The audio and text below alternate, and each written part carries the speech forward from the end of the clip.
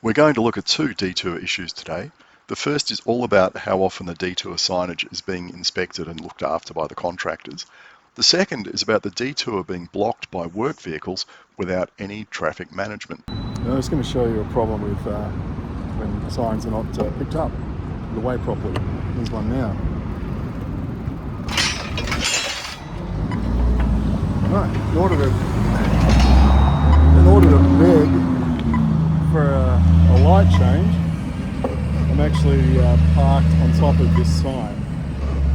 Probably isn't doing it a hell of a lot of good, but that sign in the middle of the road there, for instance, on that island, it's got 4 weights on one side and maybe a couple on the other. So it's not going anywhere. All these signs to my right, in the lane there, those ones there, they've got some nice heavy weights on them. For some reason, pedestrian ones don't. Oh, what have we got here?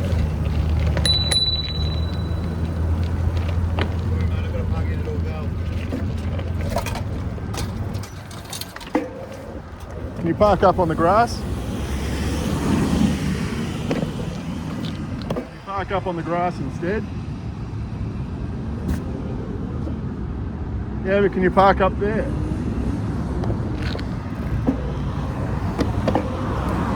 Right, he's got to do a water valve, so he has to park there on the temporary path. Okay, yeah, I get that, but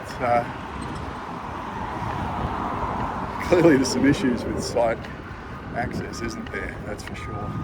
And conflicts with the detour, because you wouldn't think that would be the case. Now, did he have any cones out?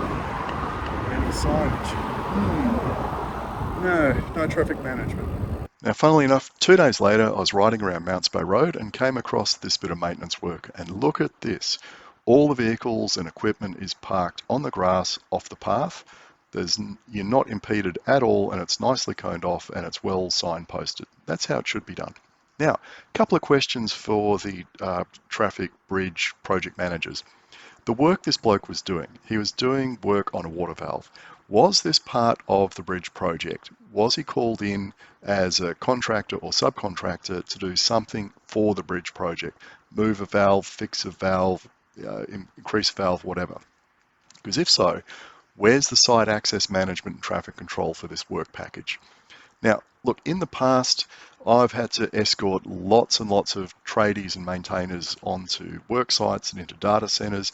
I've had to organize equipment deliveries and all that kind of stuff. I've had to do change controls, work access permits, hot work permits, all that kind of stuff to get people in to either install new equipment, remove equipment, maintain equipment, whatever. And I'd be responsible for their safety and making sure that everything they did, their work practices were safe and in accordance with any special requirements of the work site. So if that's the case, who has allowed this bloke to just front up here, park in the middle of the detour path, block it, no traffic management, no cones, no signage, all that kind of stuff. And look, would he have been able to park just down the other end of the work site on the grass there?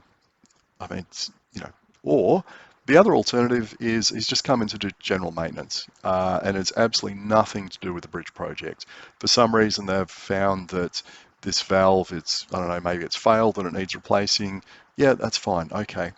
But if that's the case, if you know there are services around the work site here, and obviously that all have to be mapped out because there's been a lot of digging here to actually increase or relocate services, what provision has been made for the other service providers like, gas pipelines, electricity, sewage, water, whatever, to actually get in and maintain their equipment? Because previously, before all that fencing was put up, these guys just would have been able to drive across the curb, park over there on the grass behind where those fences are now, get to their stuff without getting in the way of anybody else. But clearly that's no longer possible. So what provision, if any, has been made for usual maintenance to take place without stuffing everybody around? And that could be scheduled maintenance, it could be unscheduled maintenance, it could be break fix, doesn't matter. These guys should be able to get to their stuff around this work site without creating havoc or risks or hazards for everybody else that you're now sending along this detour path. So, once again, I think it just comes down to who's managing this stuff. Like, where's the site safety manager? Where's their involvement? Why aren't they over here, taking care of this kind of stuff? I don't know if we'll ever get an answer on this, but it's worth asking the questions.